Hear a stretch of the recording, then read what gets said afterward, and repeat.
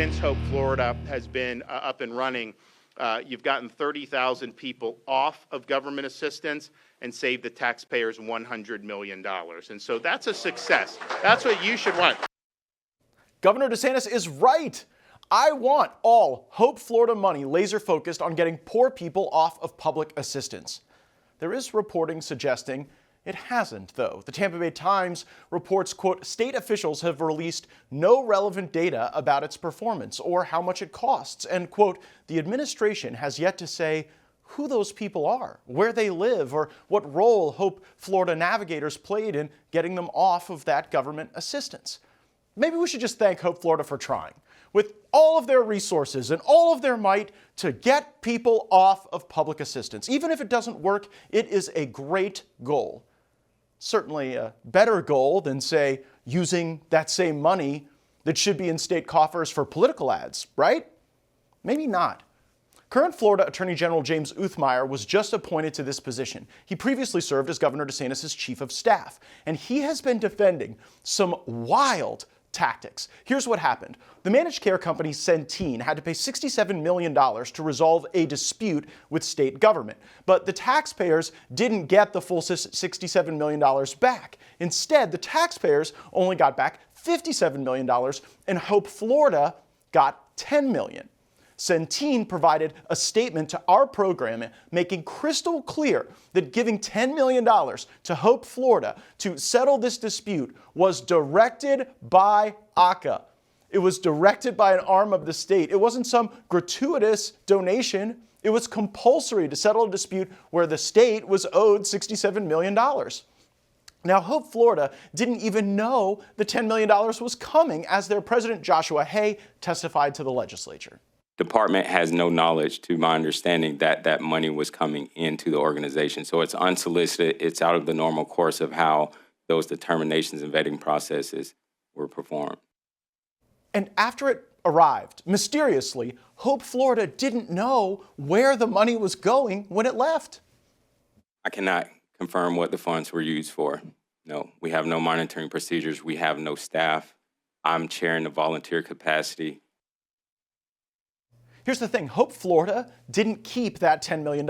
They immediately flipped it to two other organizations that in turn gave it to a political committee controlled by now Attorney General James Uthmeier. He used that money to then run ads against a marijuana amendment.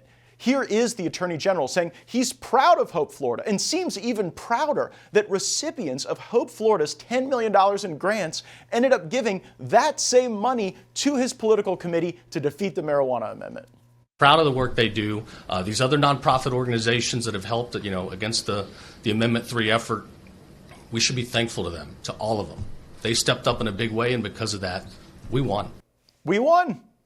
We won.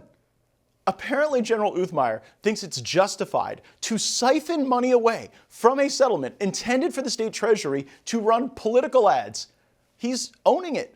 Sometimes people do illegal things because they believe the ends justify any means. I have neither the time nor the inclination to explain myself to a man who rises and sleeps under the blanket of the very freedom that I provide, and then questions the manner in which I provide it.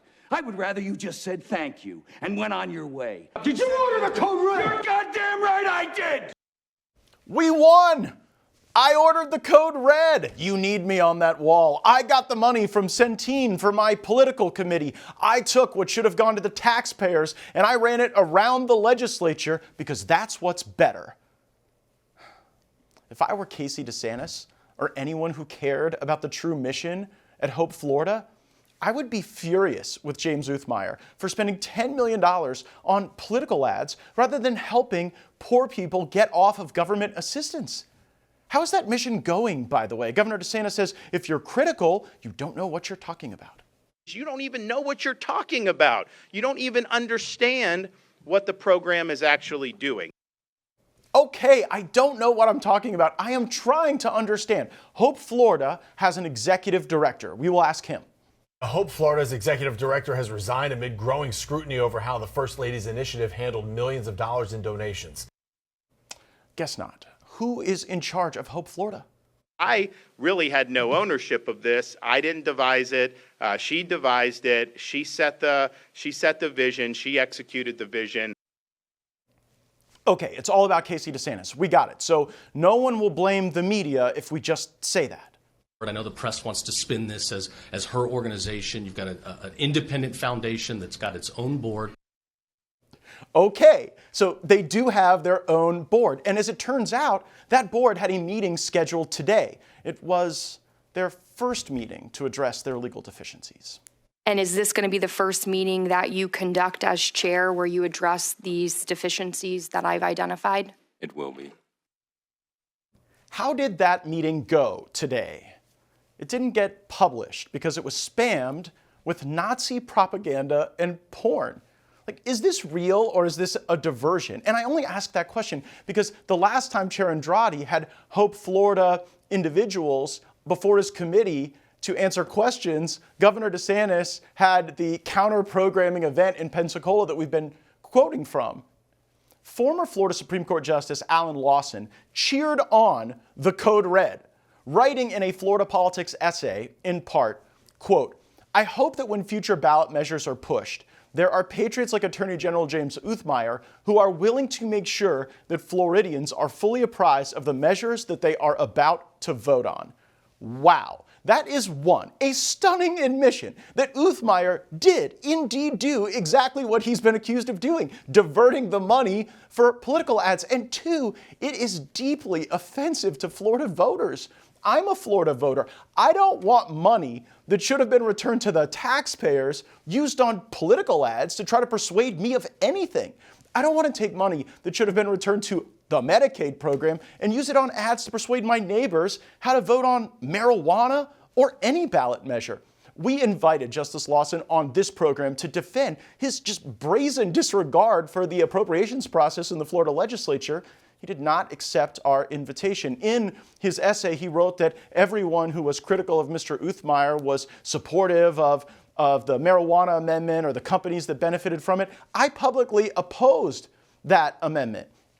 And if we're getting into what biases may cause people to form certain opinions, it is noteworthy that we saw reported in the Florida press that Justice Lawson is part of a law firm that's received over $8 million in state contracts. So maybe that's one reason he's easy on cozying up to folks with power.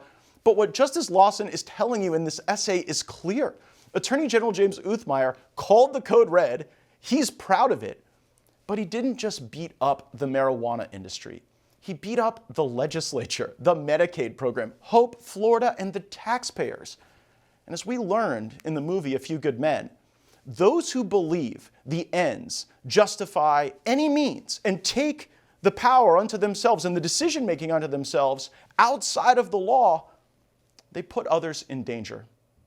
We will continue to report on this Florida snatch and grab story, and we wonder when that coverage will include impeachment hearings.